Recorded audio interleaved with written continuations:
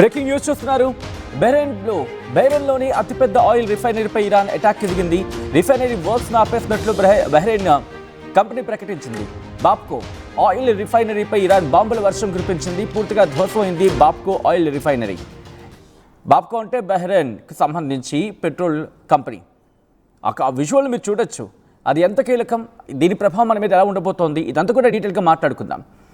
మరి ముఖ్యంగా బాప్కో oil రిఫైనరీపై Iran బాంబుల వర్షం కురిపించింది. పూర్తిగా ధ్వంసం అయిపోయింది బాప్కో ఆయిల్ రిఫైనరీ. బాంబు దాడులతో దట్టంగా పొగ అలుముకుంది అక్కడ. ఈ పరిస్థితుల్లో ఆయిల్ సరఫరా చేయలేని ఈ నేపథ్యంలో ఆయిల్ సరఫరా చేయలేమంటూ చేతులెత్తేసింది ఆ ఆయిల్ కంపెనీ. కాంట్రాక్టులన్నీ రద్దు చేసినట్లు బాప్కో ప్రకటించింది. ప్రపంచ క్రూడ్ ఆయిల్ మార్కెట్లోని సప్లై చైన్ లింక్పై తీవ్రమైన ప్రభావం చూపించబోతోంది. ఇరాన్ యుద్ధంతో రికార్డు స్థాయిలో క్రూడ్ ఆయిల్ ధరలు పెరిగిపోయాయి. ఒక్క రోజులోనే 27% పెరిగిపోయాయి ముడి చమురు ధరలు. 4 ఏళ్లలో తొలిసారి ఏకంగా $115 చేరుకుంది క్రూడ్ ఆయిల్ అంటే అర్థం చేసుకోవచ్చు.